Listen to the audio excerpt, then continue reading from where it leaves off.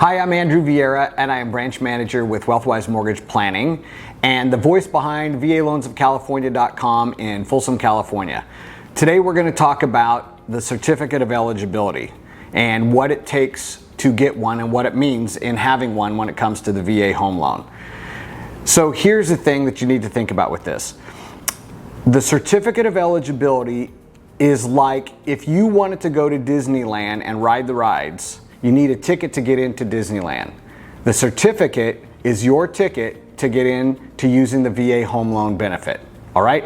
And how you get your certificate of eligibility, technically you get it from the VA, and what they do is they check your time in service, and they check if you're a veteran, they're going to check and make sure that your type of discharge is other than dishonorable, all right?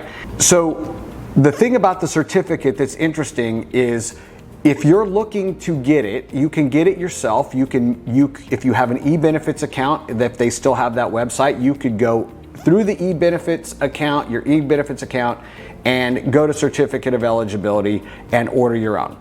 Okay, that's one way that you can do it. Or you go to your lender, and a lender who is proficient at doing VA home loans, they are going to order the Certificate of Eligibility for you. Lenders proficient at doing this are electronically connected to VA. We go through a different door to the same place you would go through the e-benefits account. We put in two pieces of information. With two pieces are your social security number and the year you were born. We input those two things, and about 80% of the time, we're going to get your Certificate of Eligibility back in 30 seconds. 30 seconds, okay?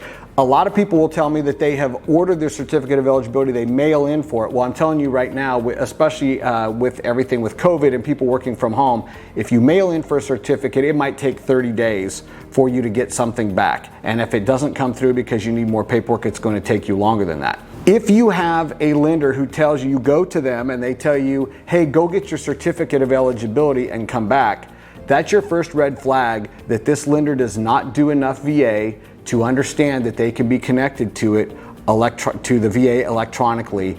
My advice to you would be, if that's what they tell you, you back out and you go find another lender that is proficient at doing VA home loans, okay? Because any lender can do VA, which is great if they're willing to help you, but it can be challenging for somebody who doesn't do it a lot, and maybe the process is going to be harder. Here's what you need to actually get your ticket. So the qualifications.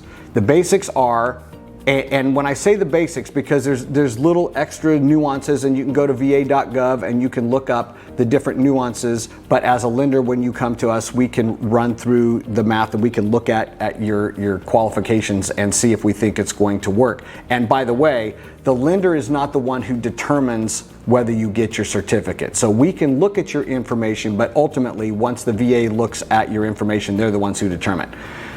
So the basics are 90 days of active duty service during wartime, or 181 days during peacetime. Now, since the Gulf War started, we have been at war all that time. So 90 days of active duty service. If you're active duty, you go into the service, you've gone through basic training, you've gone through AIT, and now you're serving.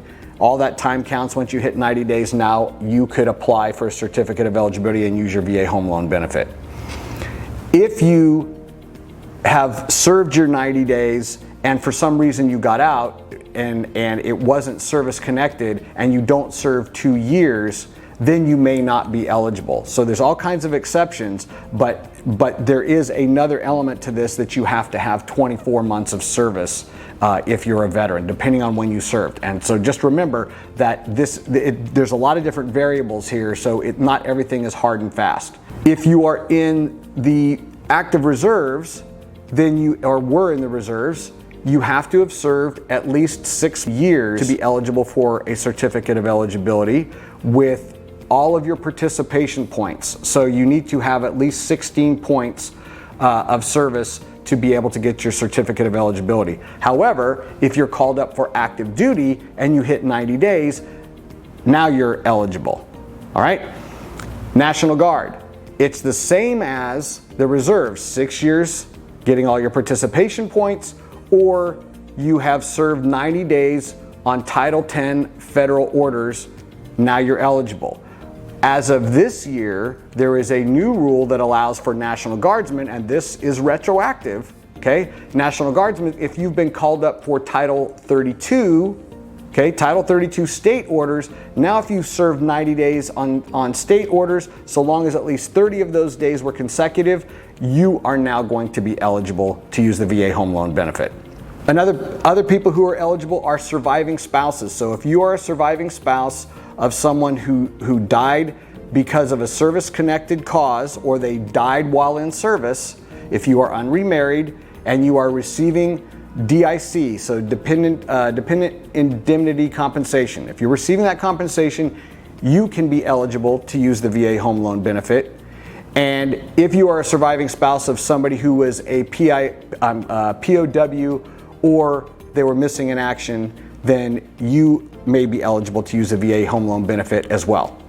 If you are active duty, you are not going to have a DD-214, okay? So the documentation that we need, I'm going to back up a little bit here, the documentation that you will need to provide if we can't get this electronically. So if we can get it electronically in 30 seconds, we don't need this documentation.